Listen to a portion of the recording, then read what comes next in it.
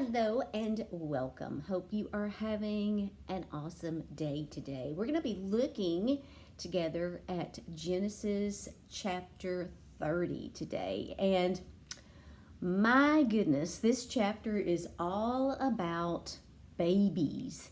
And excuse me, if you remember, we've been talking about Jacob and Rachel and Leah, Rachel's sister.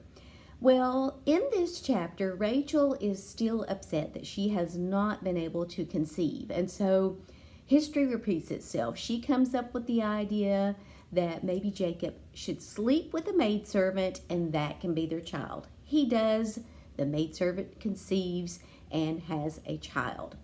If you will remember, Leah is Rachel's sister, who also in the last chapter slept with Jacob.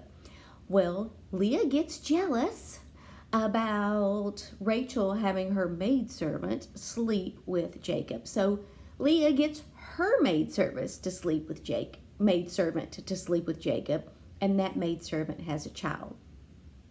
Later on in the story, one of Leah's children is out in the fields collecting something called mandrakes, and these were believed to have power to help with fertility. And Leah sees that her son is going to take these mandrakes to Rachel. And she's not happy about this. So she strikes a deal with Rachel. She says, if he gives you these mandrakes, will you let me sleep with Jacob again? Rachel, so desperate to have a child, agrees. And Leah sleeps with Jacob and has yet another son. Finally, Rachel conceives. Rachel does conceive, and she has a child named Joseph, which I'm sure you have all heard about. We'll be learning much more about Joseph in the upcoming chapters. There's also some other stuff in this chapter about breeding sheep and them looking at sticks and all this crazy stuff, but you're just going to have to read that part to find out about that yourself.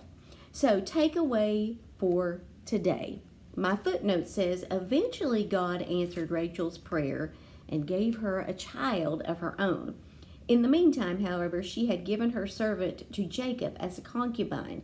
Trusting God when nothing seems to happen is difficult, but it is harder still to live with the consequences of taking matters into our own hands. Resist the temptation to think God has forgotten you. Have patience and courage to wait for God to act. So that is our thing to think about for today. And I just noticed, see my contraption back here? You guys know I travel a lot, and that's a safety hack. So you're getting a free safety hack with today's video.